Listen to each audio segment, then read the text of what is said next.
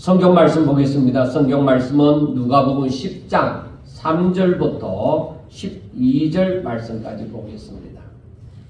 우리가 실제적으로 하나님을 믿어도 이 복음이 정확하게 무엇을 말하고 있는지 그것에 대해서 잘 모르는 사람들도 많이 있습니다. 그리고 이 복음이 세상에 미치는 영향력, 이걸 또 진짜 깊이 생각하지 않으면 잘 모르고 있습니다. 자, 그러면 복음은 말 그대로 기쁜 소식, 즉 좋은 소식입니다. 그렇다면은 세상에 지금 성향을 알아야, 세상이 지금 어떤지 알아야만 좋은 소식이 무엇인지, 기쁜 소식이 무엇인지를 알 것 같습니다. 자, 지금 세상이 어떻냐? 세상은 온통 어두운 가운데 있습니다. 물론 밝은 태양이 있고 또 달이 있고 하기 때문에 이해가 덜 될는지 모르지만은 세상은 온통 사망의 지배 가운데 있습니다. 그런데 아무도 이 사망을 이길 자가 없으므로 아담 이후로 계속적으로 이 사망은 계속 지속되어져 지배하고 있습니다. 그래서 어쩔 수 없이 아담과 하와의 후손인 우리는 사망 가운데 살면서 어떻게 해서든지 잘 살아보려고 가진 노력을 다 하고 있습니다. 그러나 우리가 전도서를 읽어보면 알 수 있는 것처럼 사람의 하는 노력이, 사람이 세상에서 잘 살아보려고 하는 이 노력이 모든 것이 헛되고 헛되도다 하고 많은 것을, 세상의 어떤 사람보다도 더 많은 것을 누리고 온 솔로몬이 그렇게 결론을 지었습니다. 모든 것이 헛되다. 인간의 모든 수고가 다 헛되다. 그렇게 말을 했습니다. 그것도 전도서를 읽어봐야 그 의미도 깨달을 수가 있는 것입니다. 그러니까 사람들이 실제적으로 세상에 수많은 사람이 오고 갔지만은 그 사람들이 잘 살아보려고 어려움을 이겨보려고 별의별 노력을 다 했지만은 진정한 길을 알지 못한 채 많은 사람이 죽었습니다. 그런데 다행스럽게 이러한 세상에 하나님께서는 자신의 모양과 형상으로 창조하신 사람들을 사랑하사 어둠으로 덮인 세상에 빛을 주셨습니다. 사망의 세력에 눌려서 살아가는 사람들에게 다시금 생명을 가지고 살 수 있는 길을 열어주셨다는 것입니다. 아무도 할 수 없는 그 일을 하나님께서는 자신의 그 독생자를 이 땅에 보내사 사람들이 짊어지고 가는 그 죄를 대신 짊어지심으로 그 대가를 치르신 것입니다. 그래서 독생자는 그 짊어진 죄로 말미암아서 십자가에 못 박혀 죽게 됐었지만은 그러나 하나님이 그를 다시 살리셨습니다. 그래서 누구든지 독생자를 믿으면은 죄사함을 받고 자유자가 된다, 영생을 얻는다, 그렇게 말씀을 하는 것입니다. 그러므로 사망의 지배에서 이제는 벗어나서 누구든지 그 독생자이신 예수님을 믿으면 이제는 빛의 나라, 생명의 나라로 옮겨져서 살게 되어지는 것입니다. 그래서 이제는 어둠이 아니라 이제는 빛 가운데 살아감으로 길이 보이는 것입니다. 근데 제가 말은 이렇게 하잖아요. 그런데 얼마나 하나님을 믿는 사람들이 그 길을 알까 이 말입니다. 자기가 믿고 믿는다는 하나님에 대해서 잘 모르기 때문에 우리가 교회에 오면은 하나님을 잘 믿어야지 이런 생각을 많이 가지고 살아가는데 밖에 나가면은 돈이 있어야지, 권력이 있어야지, 힘이 있어야지 그렇게 말을 합니다. 근데 성경을 읽다 보면은 세상과는 완전히 다른 얘기를 지난주에도 보았지만 다른 얘기를 하잖아요. 낮아진 자. 오히려 힘이 없는 자. 그런 사람이 어린아이와 같을 때에 바로 그들이 천국에서는 크다고 얘기를 하잖아요. 제자들도, 예수님의 제자들도 똑같은 우리와 같은 육체를 가진 사람이거든요. 그러니까 제자들도 예수님 곁에 3년 동안이나 살았지만은 성령이 임하시기 전에는 저들은 세상 사람들과 똑같이 힘을 가져야지. 부자가 돼야지. 높은 자리에 앉아야지. 그런 생각을 했던 것입니다. 그러나 오히려 저들이 성령이 임하고 나서는 이제 예수님이 하신 말씀을 이제 깨닫게 되어지는 것이죠. 온전히 이해하게 되어져서 이제 왜 천국에서는 낮은 자가 자기를 낮추는 자가 큰 자인지를 알게 되어지는 것입니다. 그런데 그러면 제자들은 그렇게 깨달았다고 합시다. 오늘날 우리가 예수님을 믿는다고 하는 사람들이 정말 이 진리를 깨닫고 살아갈까?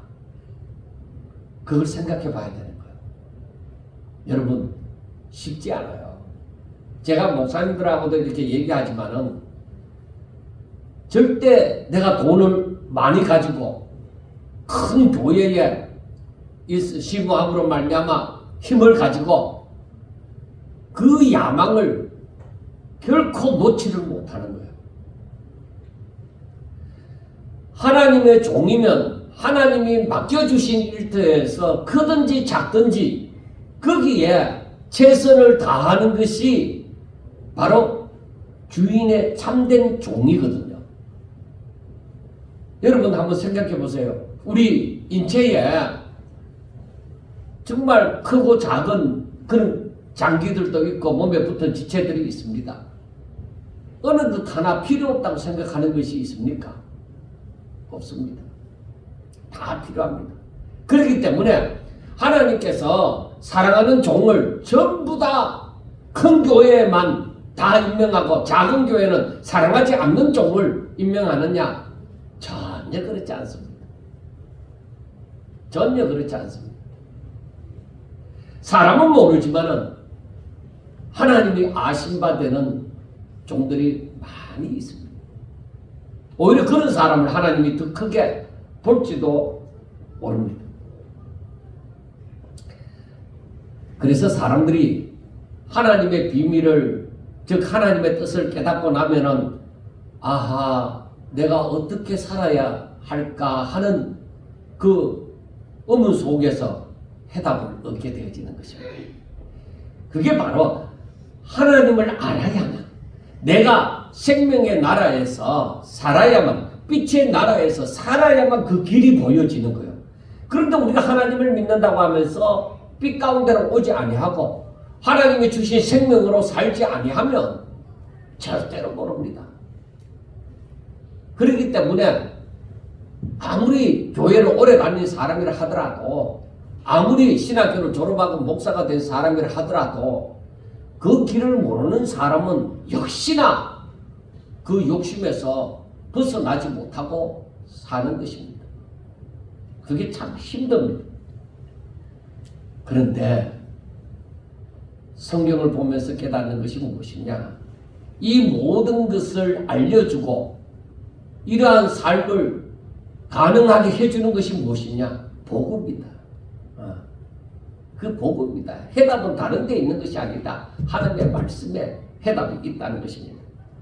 그래서 이 복음을 제대로 알고, 이 성경을 즉 제대로 알고, 이 하나님의 뜻을 제대로 알고 나면은 바로 세상에 기쁜 소식이 이 하나님의 말씀이구나.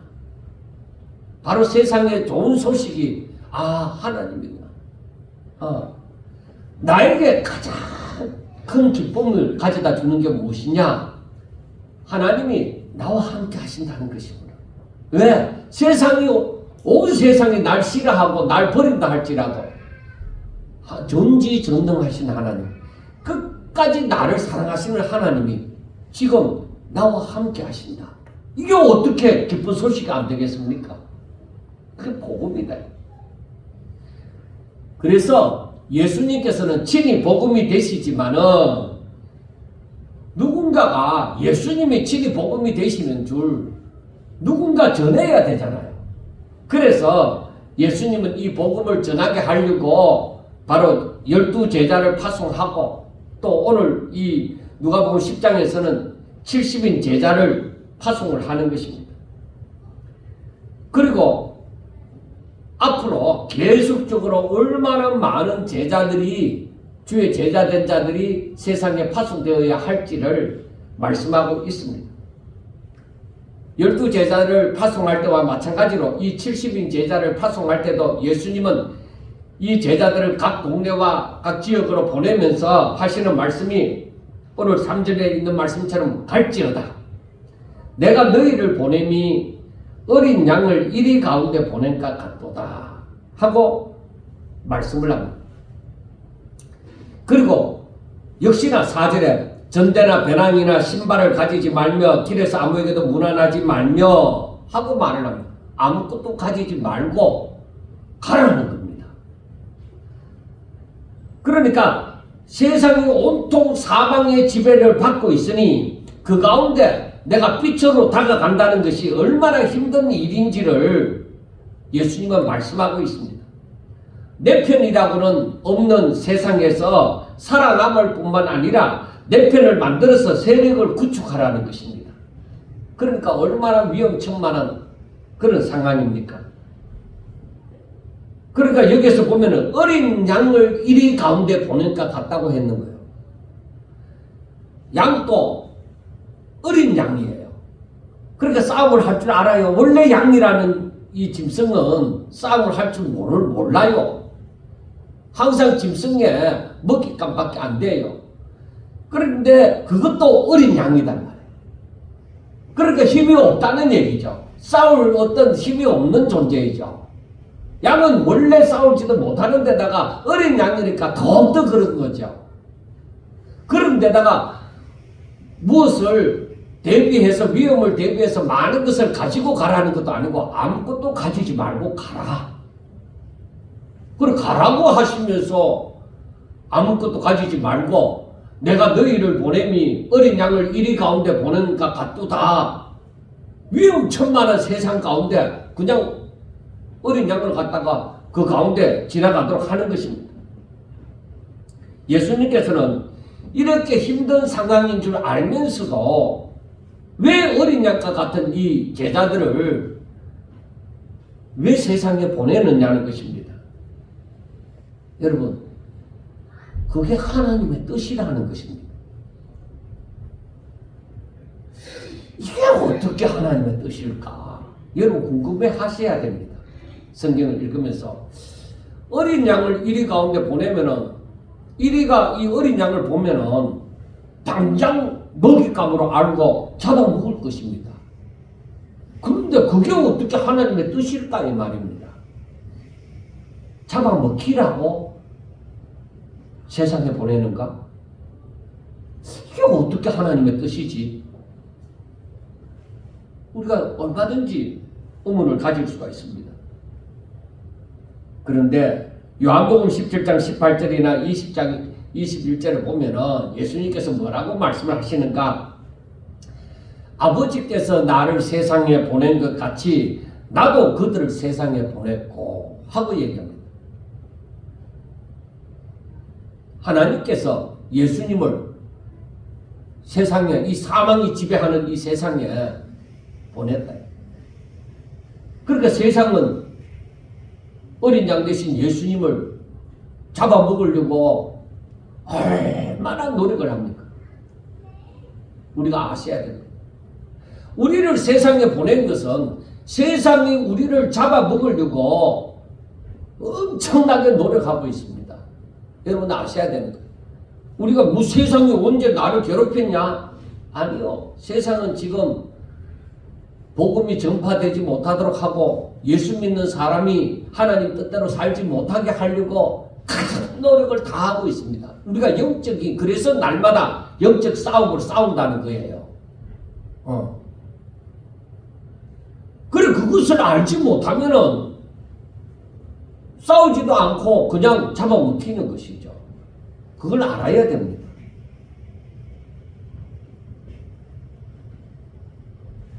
그래서 이 마가복음 8장 35절에 보면은 뭐라고 말씀하느냐? 누구든지 자기 목숨을 구원하고자 하면 잃을 것이요. 누구든지 나와 복음을 위하여서 자기 목숨을 잃으면 구원하리라. 이제 이 말씀이 이해가 되셔야 돼요. 어린 양을 이리 가운데로 보내시면 잡아먹히는 거잖아요. 그런데 안 잡아먹히려고 내가 가진 노력을 다 하는 거야. 그 사람들하고 화친도 맺어보려고 하고 그 사람들 말을 들어볼게 뭐 하고 그 사람들 세상의 말을 따라가는 거예요. 그러면 너는 죽는다는 것이죠. 그러면 너는 죽어. 양이 이리를 이길 수가 없어. 그러면 너는 죽어. 그 말이에요. 그런데 나와 복음을 위하여, 그러니까 주와 복음을 위해서 너 목숨을 그냥 세상과 맞붙여서 그들과 하지 아니하고 그들에게 미혹당하지 아니하고 하나님의 말씀대로 네가 살려고 하면은 그러면 너는 구원하리라. 구원을 받는다는 거예요. 아니, 양이 어떻게 이리와 싸워서 이기겠어요? 그러면은 알아야 되죠. 나중에 또 말을 하지만은 양이 이리를 이기는 법이 없어요. 이건 예수님도 알아요. 내가 너희를 보냄이 어린 양을 이리 가운데 보낸것 같도다. 그렇게 말씀을 했거든요. 그러면 양은 세상에 가서 이리에게 잡혀 먹잖아. 그래, 맞아. 세상은 그래. 그러면은 잡아먹기라고 보내느냐? 아니. 너희를 누가 보냈느냐? 내가 보내지 않았느냐는 그 말입니다. 모세를 바로왕 앞에 세우는 것은 뭐예요? 양을 이리 가운데 보낼 것 같아요. 모세가 어떻게 바로왕을 이겨요? 근데 하나님이 뭐라고 얘기해요? 누가 너를 보내느냐 이래요.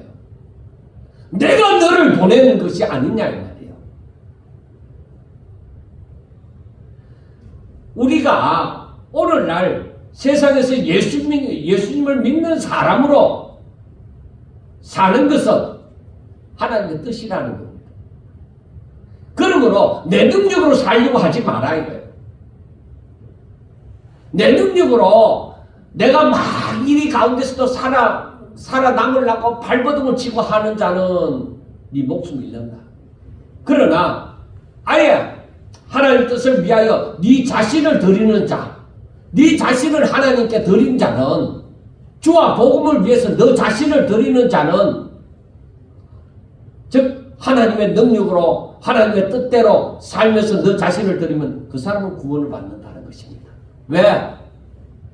온전히 하나님의 사람이니까. 하나님의 소유가 되어졌으므로. 그래, 하나님께 드렸으니까 내 자신을 하나님께 드렸으니까 하나님의 소유이죠. 그러니까 하나님의 소유된 자는 세상이 저들을 감당하지 할 수가 없다 이 말입니다. 함부로 죽일 수도 없다. 하나님의 허락이 없이는 절대로 죽일 수가, 잡아먹을 수도 없는 것이죠. 그것을 우리가 성경을 통해서 많이 볼 수가 있잖아요. 자, 이와 같이 천국에 들어가는 사람은 오직 하나님 뜻대로 사는 자들입니다. 그렇게 살려고 발버둥을 친 사람은, 자기 힘으로 살려고 발버둥을 친 사람은 천국에 들어가는 사람이 아니죠. 그리고 천국에 들어가는 사람은 오직 하나님 아버지의 뜻대로 사는 자다 이 말이에요. 그래서 마가복음 3장 35절에 보면은 누구든지 하나님의 뜻대로 행하는 자가 내 형제요 자매요 내 어머니입니다. 누가 내 가족이 되느냐, 하나님의 식구가 되느냐 하나님 뜻대로 사는 자. 그 다음에 마태복음 7장 21절에 보면은 자주 인용하잖아요. 나더러 주여 주여 하는 자마다 다 천국에 들어갈 것이 아니요 다만 하늘에 계신 내 아버지의 뜻대로 행하는 자라야 하니라.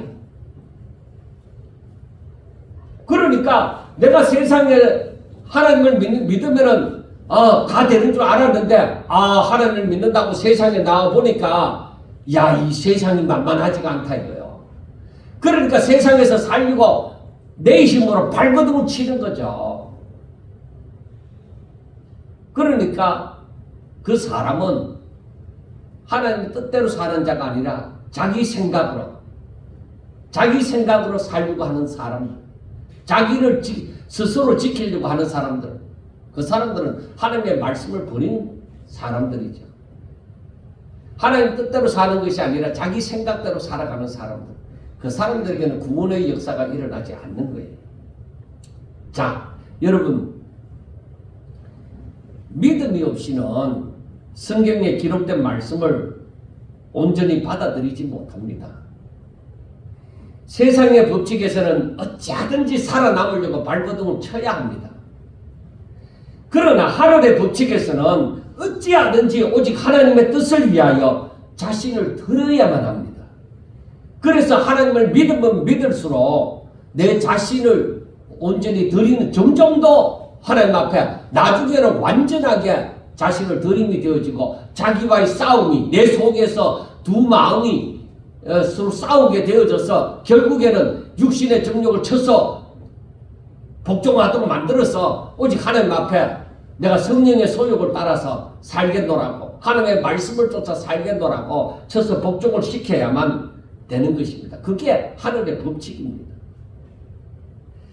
그런데 우리는 너무나도 세상의 법칙에 물들어 있기 때문에 자신을 던져서 오직 믿음으로만 살려고 하지 않으면 사망이 지배하는 세상의 법칙에서 벗어날 수가 없습니다. 아무리 하나님을 오래 믿는 사람이라도 오직 믿음으로 살려고 하지 않으면 세상의 법칙에서 다 코가 걸려 있는 거예요. 여기서 절대로 벗어날 수가 없습니다. 여러분, 그래서 자기 연민을 가지면 안 돼요. 사람들은 쉽게도 자기 연민에 빠져요. 그래서 자기 연민에 깊이 빠지면 우울증까지 들어요. 그것이 우울증의 원인이 되어지기도 해요. 그러니까 자기 연민에 빠지지 말고 오직 하나님의 뜻대로 살고 오직 믿음으로 살고 나 하나님 믿고 살 거야. 네 자신 하나님 믿다가 그러면 망해도 좋냐? 그래. 내가 정말로 하나님을 믿는 믿음으로 내가 살다가 망해도 하나님이 분명히 나에게 길이 되신다. 나를 인도하신다. 나를 버리시지 않으신다. 그런 믿음을 가지고 살아야만 되는 것이죠. 그렇지 않으면은 하나님을 믿어도 믿음이 더 이상 성장하지 않아요. 거기서 거기입니다. 그러니까 교회가 과원과 같은 곳이 되어져 버리는 거예요. 그러니까 더 이상 성장하지 아니하고 누구도 지도자가 되지 못하고 그냥 그 속에서 살아가는 거예요. 그냥 나 하나님 믿어. 근데 어떻게 믿음으로 사는 것도 보이지를 않아요. 항상 인간의 생각으로만 그렇게 살아가는 거예요.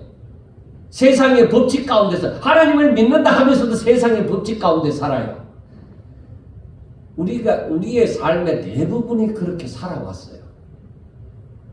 그런데 그렇게 살아서는 믿음이 성장하지 않습니다. 내가 내 자신을 들여서 오직 믿음으로 살고자 하지 않고서는 믿음이 성장하지 않습니다. 아무리 잘난 사람이라도 아무리 신앙의 연륜이 깊은 장로님이라 하더라도 목사님이라 하더라도 안 됩니다. 그거는 더 이상 잘하지 않습니다. 많은 지식은 가질 수 있지만은 큰 믿음은 소유할 수가 없는 것입니다. 그래서 오직 믿음으로 산다는 것이 어려운 겁니다. 그래서 예수님께서도 누구든지 나를 따라오려거든 자기를 부인해라. 내 자신, 내 자존심, 내 체면 이거 살려갖고는 말씀 앞에 복종이 안 되는 거예요. 그래서 자기를 부인하고 오직 주의 말씀을 따라서 십자가를 짊어져야, 날마다 제 십자가를 짊어져야 믿음으로 살 수가 있는 거예요. 여러분, 제가 또 한 번 얘기하지만 그렇게 사는 것이 참 힘듭니다. 왜? 우리는 세상의 법칙에 너무 길들여져 있기 때문에 진짜 힘듭니다. 그래서 내가 온전히 주만 믿고 내 자신을 던지지 않고는 안 되는 거야.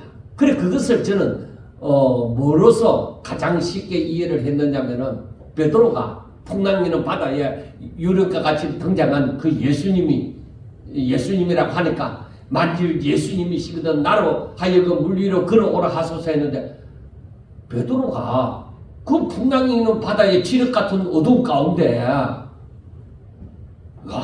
어떻게 그 물 위에 자기가 배에서 내려서 그 물 위로 그런 발을 내디딜 생각을 했겠습니까? 이 베드로가 완전히 홀려도 대단히 홀린 것 같아요. 완전히 정신없는 자 같이 홀린 것 같아요. 저는 그렇게 표현이 되어져요. 여러분, 베드로가 늘 그 바다 위에서 살았잖아요. 업으로 살았잖아요. 아니, 물 위로 걸어봤던 적이 한 번이라도 있겠습니까? 절대 물 위로 걸을 수가 없죠. 그런데 지륵같이 어두운 밤에 풍랑은 파도는 치고 난리가 났는데, 그게 배에서 내려갖고 물 위에 발을 내딛었다는 것은 정말 예수님이 말씀하시면 그대로 될 줄로 믿는 그 믿음이 있어요. 그래, 그거 제가 그랬잖아요. 조금 전에 진짜 대단히 베드로 홀린 것 같다고. 예, 그걸 다른 표현으로 하면은 오직 성령이 그에게 임하시면, 오직 성령이 그에게 임하시면, 그를 덮으면, 그 다른 말로는 성령에 온전히 충만하면. 근데 베드로가 대단한 충만입니까? 아니에요. 그때 그 순간 오직 주를 그만큼 믿는 믿음이 있은 거죠. 그 용기가 있으면. 그래, 발을 내딛었는데 걷는단 말이에요. 그런데 주변을 보니까 어둡죠. 막 물결은 치죠. 아이고, 막 자기에게 위험이 느껴지죠. 오오 하는데 빠져들어가는 거예요. 그러니까 예수님이 건져주잖아요. 왜 의심했느냐? 여러분 아셔야 돼요. 내 마음의 의심이 사라질 날이 없다. 사라질 날이 없어. 내가 내 자신을 온전히 다 드리고 그렇게 살려고 하니까 의심이 생기는 거야. 내 일에 살다가 끝까지 살아남겠느냐? 내 일에 살다가 늙어서 완전 거지 되는 거 아니냐? 별별 걱정이 다 되는 거예요. 그러니까 아나니아와 삽비라처럼 조금 한 어느 정도만 믿고 어느 정도는 나를 지키기 위해서 내가 살아남아야지. 그런 마음이 어떻게 수백 번 수천 번 안 들겠습니까? 그게 내 안에서 싸움이 일어나는 거죠. 영적인 전투가 일어나는 거죠. 여러분, 이 과정 거쳐야 되는 거예요. 이 과정을 안 거치면 안 되는 거예요. 믿음으로 산다니. 그래, 의인은 믿음으로 살아가니 그들에게는 하나님이 함께 하시는 것이죠. 왜? 아니, 어린 양을 이리 가운데 보낸 것 같은데 어찌 하나님이 내 일꾼을 거기에 내가 보냈는데 하나님이 어떻게 불꽃 같은 눈동자로 저를 지켜 보호하시지 않겠습니까? 나한테 다 맡겨. 내 말만 믿어. 너 죽지 않아. 누가 너희를 보냈느냐? 내가 누구냐? 하나님은 그렇게 말씀하시죠. 그러면은 우리는 뭐예요? 아멘. 하나님 믿습니다. 내가 하나님 이름으로 살다가 죽을지언정 나 그거 기쁘게 여기겠습니다. 그 믿음으로 가는데 하나님이 어떻게 그 자를 외면하시겠는데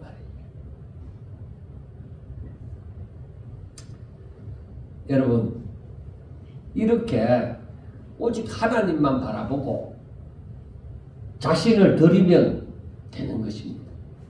이게 하나님 능력으로 사는 거예요.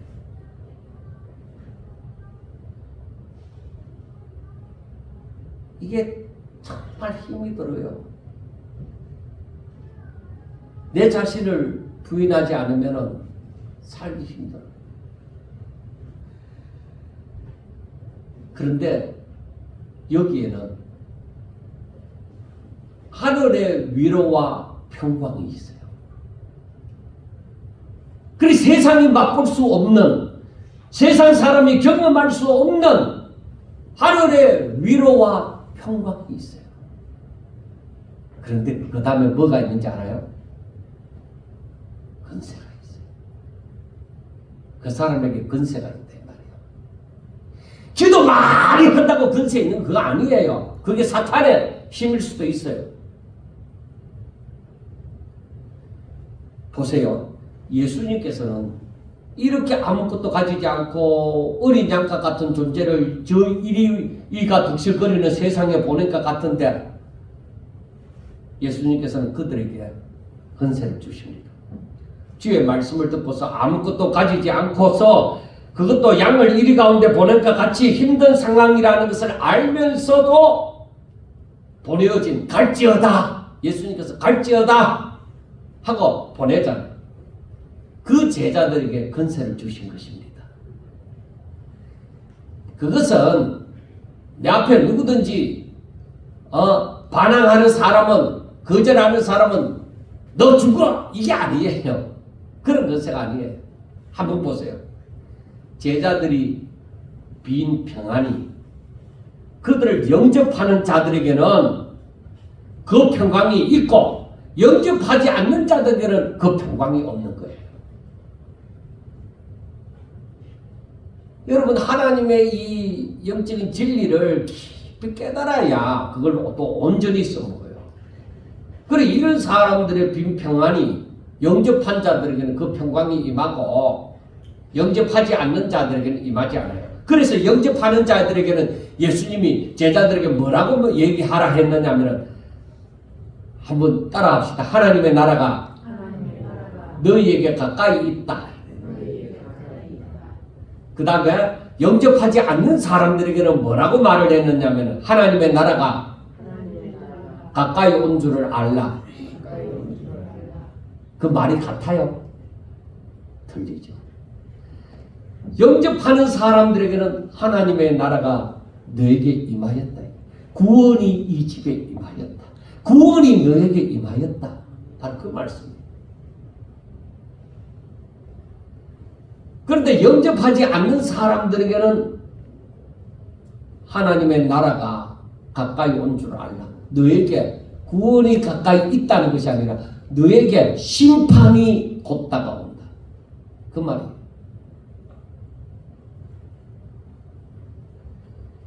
이게 빈말이 아니라 근세가 있어서 그대로 임한다는 거예요. 그래서 믿음으로 사는 자들에게는 말의 근세가 있어요. 여러분, 그러므로 그렇게도 잘나지도 않는 예수님의 제자들을 영접한다는 것은 쉬운 일이 아니었어요. 왜냐하면 당시에 그 실세들, 바리새인들이 항상 이 예수님과 그 예수님을 따르는 제자들을 싫어했거든요.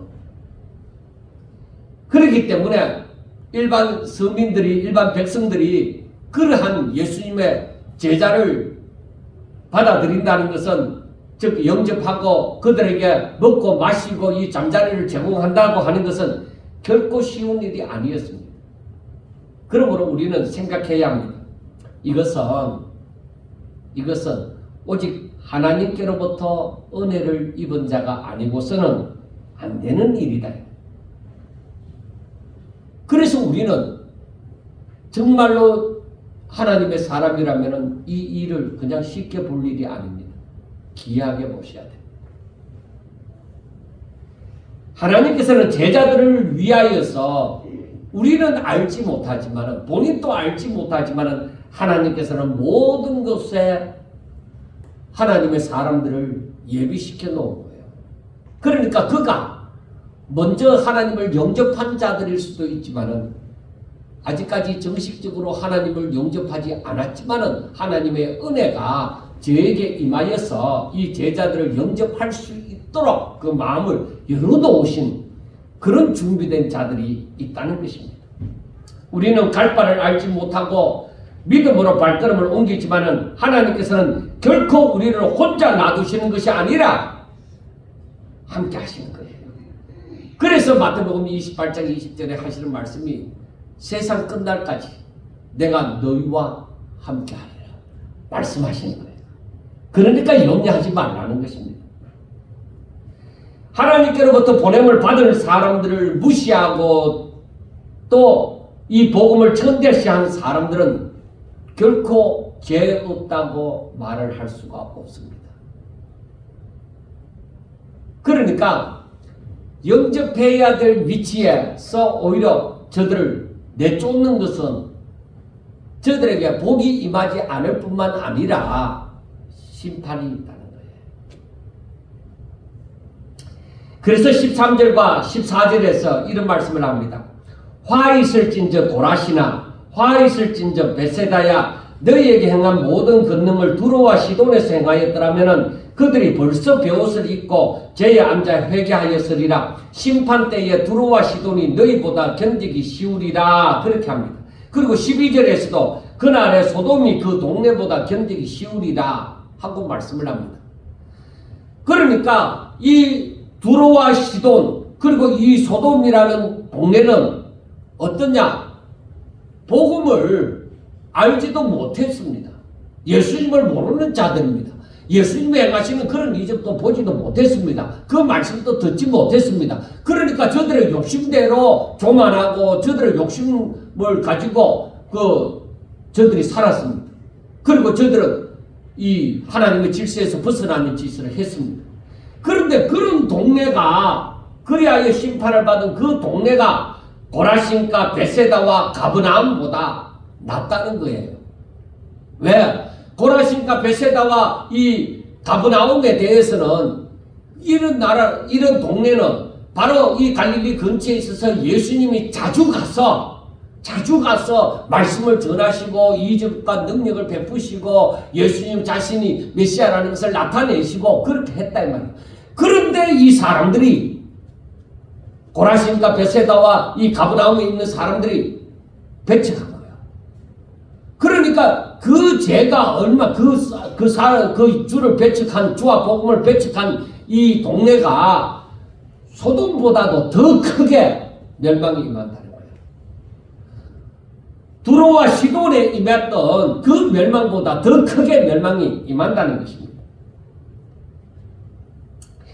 그러니까 예수님께서 말씀하시기를 16절에 보면은 너희 말을 듣는 자는 곧 내 말을 듣는 것이요 너희를 저버리는 자는 곧 나를 저버리는 것이요 나를 저버리는 자는 나 보내신 이를 저버리는 것이라 하고 말씀을 합니다. 여러분 엄청난 건세이죠.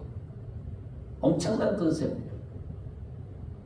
우리가 하나님을 잘 믿고 오직 믿음으로 살고 내 자신이 온전히 하나님의 이름으로 살면 이와 같이 놀라운 은혜가 임하는 거예요. 그래서 베드로전서 4장 11절에 보면은 이렇게 말합니다. 누구든지 말하려면 하나님의 말씀을 하는 것 같이 하고 누구든지 봉사하려 하면 하나님이 공급하시는 힘으로 하는 것 같이 하라. 이는 하나님이 예수 그리스도로 말미암아 영광을 받으시게 하려 함이니 그에게 영광과 권능이 세세에 무궁토록 있느니라 하고 말씀을 합니다. 여러분, 그러므로 우리가 하나님 이름으로 진짜 큰 믿음을 가지고 하나님의 이름으로 산다고 하면은 이 놀라운 권세가 다른다는 것이죠. 그러니까 내가 아니다. 내가 아니라 하나님의 이름으로 살면 나는 내가 아니죠. 하나님의 이름이라는 명패를 가지고 살아가는가. 나 이철규가 아니라는 거죠. 하나님의 이름이 앞서는 것이죠. 여러분들이 오직 큰 믿음을 가지고 하나님의 이름으로 말을 하고 봉사를 하고 그렇게 되어질 때는 거기에는 권세가 있다 이 말이에요. 아무것도 아닌 것이 아니에요.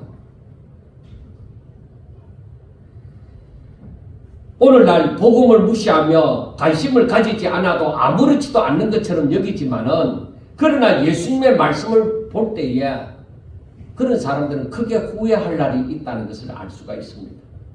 그러나 이것 또한 아무나 이것을 아는 것이 아닙니다.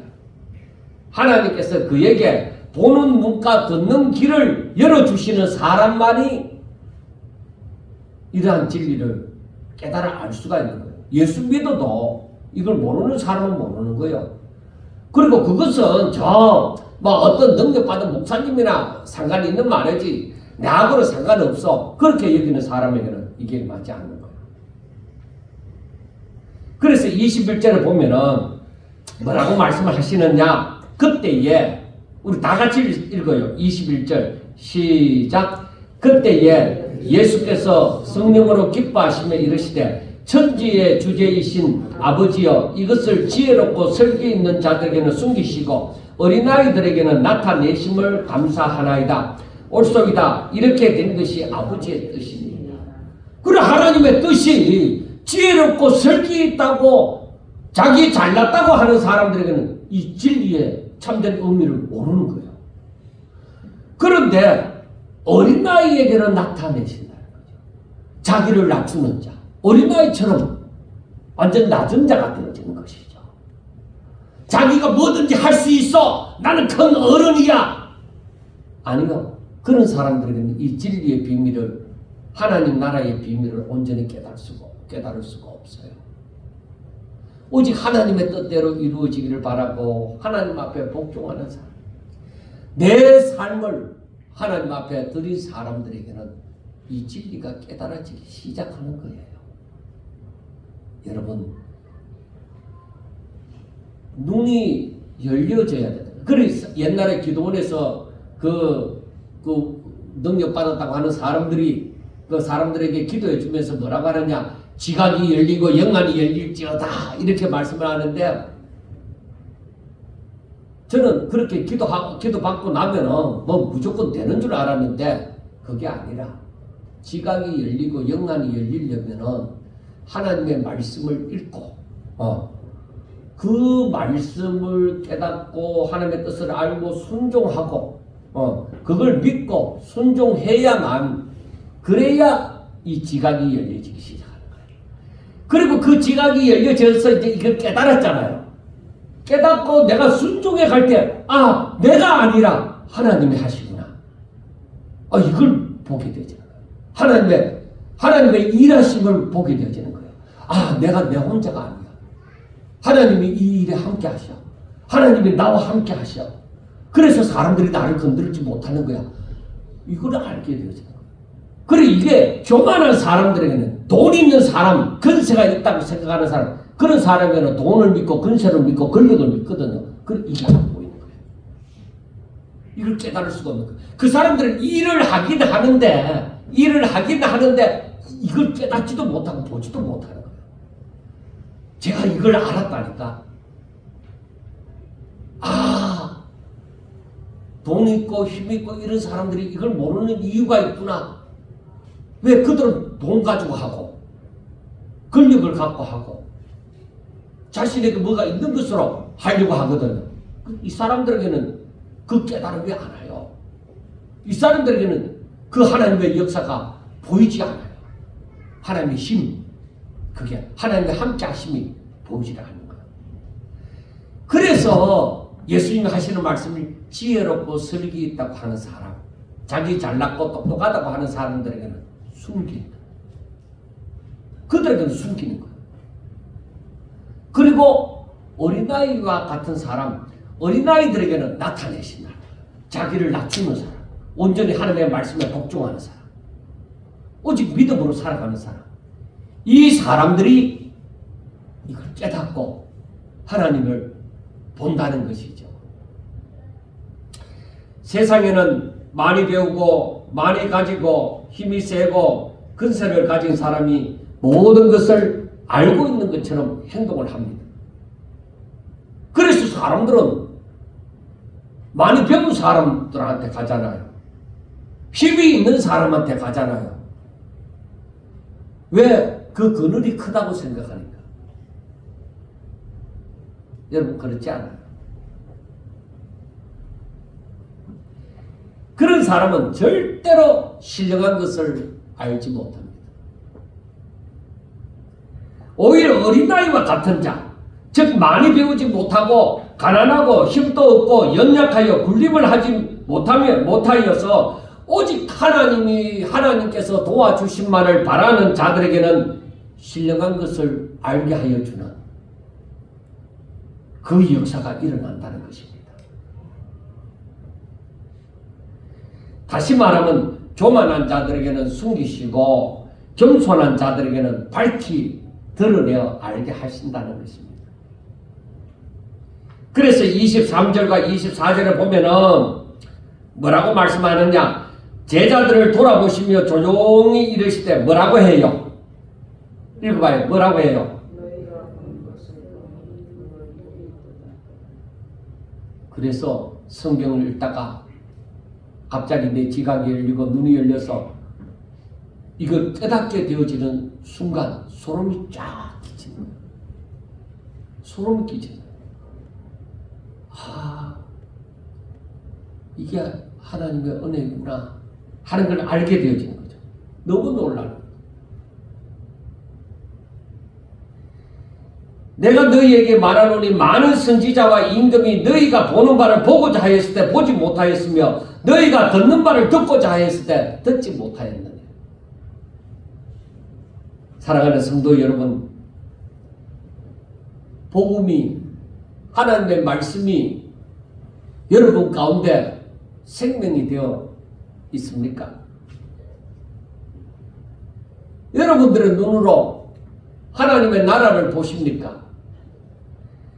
여러분들의 기도가, 여러분들의 말이 하나님께서 주신 것처럼 권세가 있다고 믿으십니까? 진정 여러분들이 하나님의 사람으로 오직 믿음으로 산다고 하면은 여러분들에게는 하나님께서 주시는 권세가 있는 것입니다. 하나님의 사람입니다. 하나님이 보내신 사람들입니다. 그러므로 여러분들이 주의 제자로 주께서 걸어가신 그 길을 주의 명령으로 알고 그러신다면은 영접하는 자들에게 그리고 영접하지 않는 자들에게는 분명히 다른 결과가 나타날 것입니다. 여러분들의 말을 듣고 따르는 자들에게 나타나는 그 역사, 그러나 그 말을 듣지 않는 자들에게 나타나는 역사가 분명히 다르게 나타날 겁니다. 저와 여러분들은 앞으로 하나님의 말씀 앞에 절대적으로 순종하는 자가 되심으로 복음의 위력, 말씀의 위력을 눈으로 목도하면서 사는 자가 되시기를 주의 이름으로 축원합니다. 기도드리겠습니다. 하나님, 참 감사합니다. 저희들에게 하나님의 뜻을 깨닫게 하여 주시고 믿음의 용기를 더하게 하여 주심을 감사합니다. 하나님, 저희들이 자신을 쳐서 하나님의 말씀 앞에 복종시키며 하나님 앞에 영광 돌리기를 힘쓰고 애쓰게 하여 주시옵소서.